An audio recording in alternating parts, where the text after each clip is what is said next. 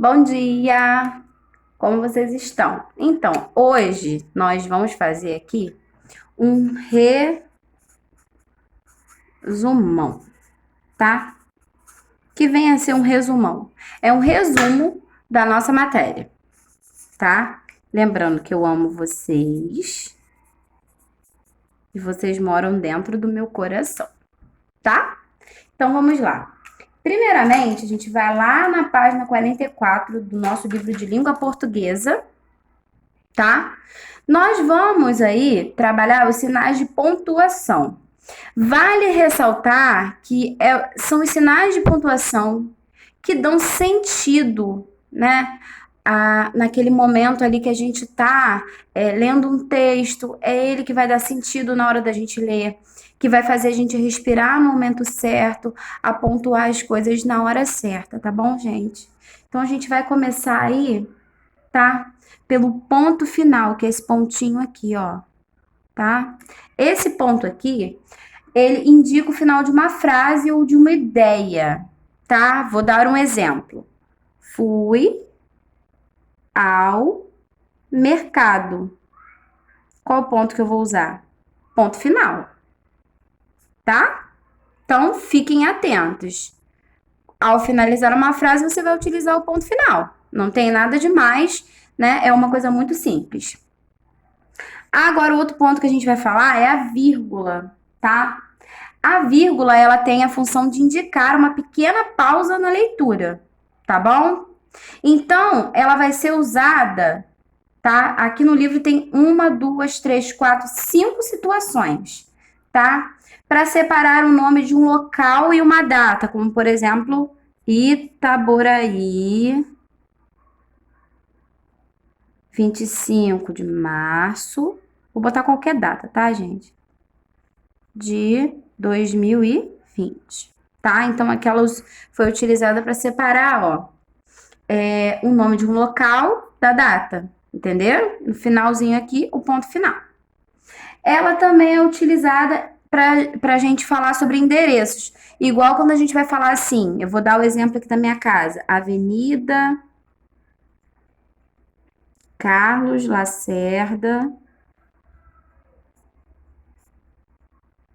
número 28. Aí aqui eu boto vírgula, quadra, não sei o que, não sei o que. Entenderam como é que faz? Desse jeito aqui, tá bom? Para separar palavras repetidas, vamos supor quando você tá lá num texto, aí você vai falar alguma coisa assim, para. Aí você vai botar assim, ó, por que eu vou colocar esse reticência aqui? Tá? Porque eu não vou escrever uma frase inteira. Vamos dizer que aqui é só um trecho, tá? Pensa que aqui é um trecho de alguma coisa, ó. Para, para, para, eu não aguento mais. Tá vendo? Aqui foi um pedacinho de um texto que eu tirei. Na verdade, não é um texto, eu inventei isso aqui agora só para dar de exemplo. Então, ó, para separar palavras repetidas, ou quando você vai sequenciar, né? Uma sequência de nomes, quando você vai assim, pontuar os nomes. Exemplo aqui, ó, fui ao mercado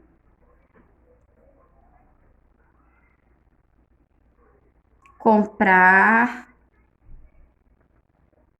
arroz, feijão, macarrão.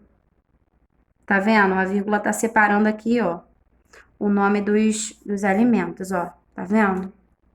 E em separação de explicações, né? Quando você vai descrever alguma coisa. Ó, fui ao mercado. Encontrei minha prima. Nós compramos pizza.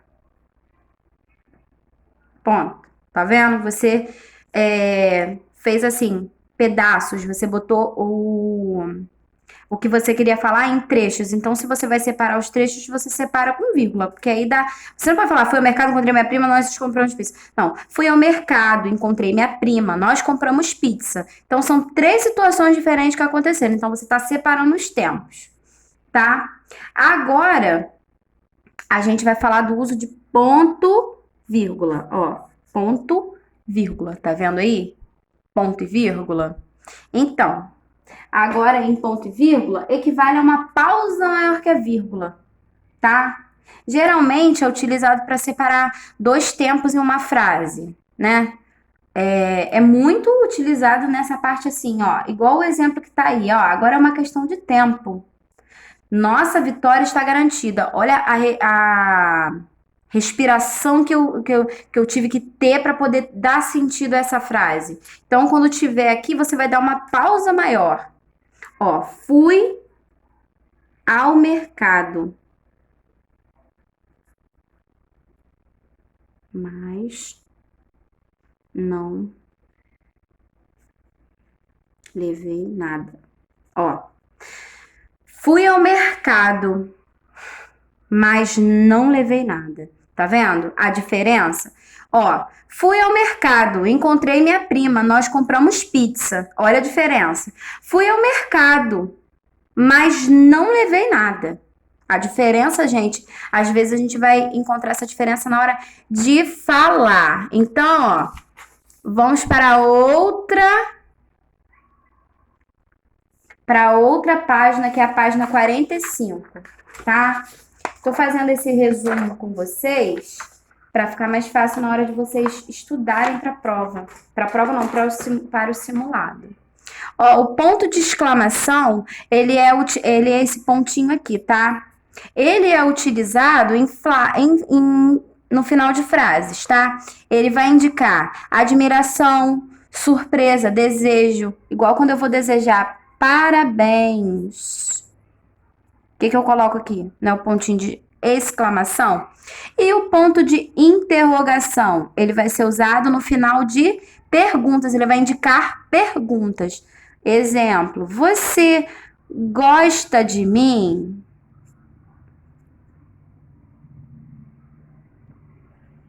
Viu? Aí você já sabe que você está fazendo uma pergunta. 2 pontos agora, ó. 2 pontos, tá? A gente vai utilizar para indicar a fala de alguém, geralmente é num texto, tá? Vou colocar aqui, ó. E Sofia respondeu. 2 pontos. Aí que você vai fazer aqui a fala da Sofia, entenderam? Enumeração. Ah, igual a gente usou aqui, ó. Tá vendo? Os 2 pontos nessa frase aqui. A gente foi enumerar o que comprou no mercado. Esse aqui eu vou deixar como exemplo, tá? Para enumeração, ó. Arroz, feijão, macarrão, né? Então, a gente aqui enumerou coisas. Ou então, para uma explicação. Este colar é o meu preferido. Delicado, bonito, dourado. Ó, esse é o meu filho. Bonito, cheiroso e esperto. Tá vendo? Eu fui enumerar as qualidades do meu filho, né? Eu fui explicar, né? Por que que meu filho é uma coisa gostosinha. Entenderam? Então, agora a gente vai para o parêntese. Parêntese a gente também usa, ó. A gente usa, tem ele para abrir, tem ele para fechar. A gente usa o parêntese também lá em matemática, né? Geralmente a gente usa bastante o parêntese em matemática. Então, vamos lá. Parêntese é usado para separar uma palavra ou um grupo de palavras na frase, a fim de chamar a atenção e dar uma explicação. Igual aí, ó, Celina, a enfermeira que ajudou minha avó, ainda trabalhava no mesmo hospital. Então, eu quis dizer aí o que Celina fazia, né? Ela não era só a enfermeira que ainda trabalhava no mesmo hospital, ela era a enfermeira que ajudou a minha avó. Então, é quando eu quero acrescentar algo que eu quero falar. Exemplo, a professora Mariana.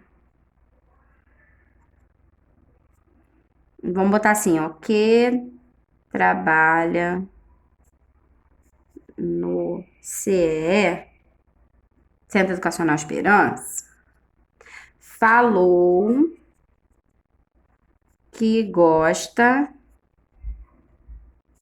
de pescar. Tá vendo? Então, vocês me deram uma característica. Você foi lá e falou alguma coisa em relação a mim, tá bom? Agora a gente vai falar das reticências. Reticências são esses 3 pontinhos, tá? Eles são usados para indicar a interrupção de uma fala ou de um pensamento, geralmente por causa da dúvida, indecisão, ou então a gente usa para dar aquela continuação, né? Também é utilizado assim, início de frase, quando você vai pegar um trecho de algum lugar, você usa reticência, mas a princípio, né, você usa o reticência quando você quer dar uma... No texto que você está fazendo um texto, aí você quer dar um sentido de dúvida, indecisão, algo que você vai falar, aí você vai continuar o seu raciocínio no outro parágrafo, tá bom? Agora a gente vai falar do travessão. Travessão é esse ponto aqui, ó. Tá?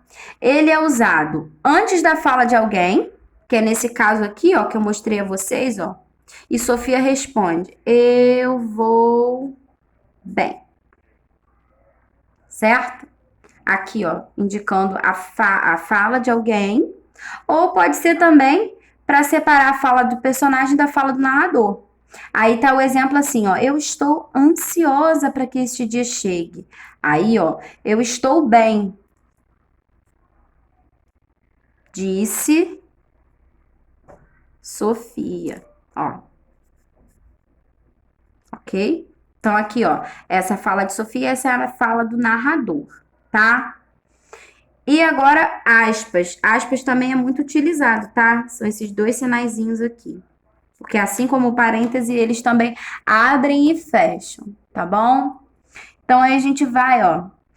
Destacar palavras ou frases num texto, às vezes você quer dar um tom de mais importância ali, você bota aspas, assim, ó. Por isso que quando eu vou falar com vocês, gente, não sei o quê, entre aspas, eu sempre falo, eu estou entre aspas, né, que eu quero dar uma importância. Citar uma frase de alguém. Você, quando vai escrever um texto, né, que você vai citar alguma coisa que alguém falou, você precisa usar aspas, porque você está usando, né, a fala de outra pessoa. Indicar o que alguém pensa ou fala. Como isso assim? Sim, eu vou falar o pensamento do personagem, não o que eu pensei, né? É a fala do personagem. Isso aqui, gente, tem muito a ver com texto, produção textual, né? São coisas, então, que vocês aprendem aos poucos, é uma coisa que é com a leitura mesmo. A leitura faz vocês chegarem a essa conclusão na hora de fazer as atividades, tá bom? Agora, nós vamos para a próxima explicação do próximo conteúdo que a gente vai fazer o resumão, tá? Que são sinônimos, antônimos, parônimos e homônimos. Eu vou pegar aqui a folha, tá? Vamos começar pelos sinônimos. O que é um sinônimo? Então, um sinônimo, ele é uma palavra, tá? Que ele tem o mesmo significado, ele equivale na hora de você falar. O sinônimo é muito utilizado quando a gente vai fazer um texto, né? Por quê? Para você não repetir a mesma palavra. Aí no livro a gente tem o exemplo de distante. Estar distante é a mesma coisa que você estar afastado, é a mesma coisa. Dá o mesmo significado, tá? Se eu colocar que estou distante, você também vai entender que eu estou afastado. Então ele tem o mesmo significado. O antônimo é o sentido contrário da palavra, tá? Então, se eu estou distante, neste caso, eu vou estar próxima. Quem está distante não está próximo. Então, se eu estou distante, eu posso estar próxima. Nesse caso aqui, ó, esse aqui é o contrário desse, esse é o contrário desse. São palavras contrárias. tá bom? Exemplo que tá dando no livro aí na página 51, pequeno e grande, né? Alto, baixo, entre outras coisas. Agora a gente vai falar dos homônimos, ó. Homônimos. Tá? O que são palavras homônimas? O livro está dizendo aí pra gente que são palavras com a mesma pronúncia e escrita, com significados diferentes. A mesma pronúncia, a gente fala igual. É o mesmo dizer, é a mesma forma. E muitas vezes ela também é escrita do mesmo jeito, tá? Vou dar um exemplo de palavra homônima, ó, sem e sem. Sem com S quer dizer assim, eu estou sem paciência, que significa que a pessoa não está com paciência. Agora, eu tenho 100 reais. 100 aqui é quantidade. 100 aqui já é outra coisa, tá? No livro tá dando um exemplo de concerto com C e concerto com S, tá? Concerto com C significa alguma apresentação musical. E concerto com S significa reparo, que você está fazendo algum reparo em algum lugar. Agora a gente vai falar dos parônimos, tá? O que são os parônimos? Parônimos são palavras, né, de escrita e pronúncia parecidas. Elas não são iguais, tá? Elas não têm o mesmo som, tá? Elas não vão ter o mesmo som.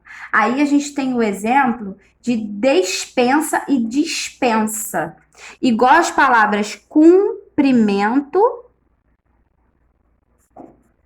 e comprimento, tá? Geralmente elas mudam alguma coisa. Geralmente não, sempre elas mudam alguma coisa, tá? Ó, eu não falo comprimento, eu falo cumprimento, quer dizer cumprimentar alguém, dar a mão, oi, tudo bem? E comprimento eu quero dizer de medida. Nossa, essa mesa tem um grande comprimento. É diferente. Nesse caso aí, a despensa significa que alguém foi dispensado de alguma coisa, que não precisa ir em algum lugar. E a dispensa significa lugar onde a gente armazena alguma coisa. Então, aqui trocou o O e o U. E no despensa e dispensa trocou a letrinha E e a letrinha I. Então, ó, fiquem atentos, tá? Mais uma vez, palavras homônimas têm o mesmo som, têm a mesma pronúncia, mas são escritas, né? Às vezes elas podem ser escritas de maneiras diferentes, mas os parônimos eles sempre são escritos de maneira diferente. Isso aí que vocês têm que entender. Os homônimos têm a mesma pronúncia, os parônimos não têm a mesma pronúncia, tá? Então fiquem atentos a isso aí na página 51, na hora de fazer o exercício, tá? Vamos falar agora do uso do ouve com H e ouve com O. Presta atenção. Ouve com H equivale à mesma coisa do verbo haver. Então, eu vou falar assim, ó. Não houve tempo de terminar a tarefa, porque vem do verbo haver, tá? Ou Isabela ouve muito bem. Ouve com O, porque é do verbo ouvir. Então, significa que ela ouve, ela escuta muito bem. Ó, verbo ouvir. Não é difícil, não, tá? Só para vocês relembrarem. Vale a pena relembrar. Tem que relembrar. Ó, coraçãozinho aqui para vocês. Sempre levando em conta essa parte aí de relembrar as coisas que a gente precisa relembrar, tá? Agora, né, nós vamos para a página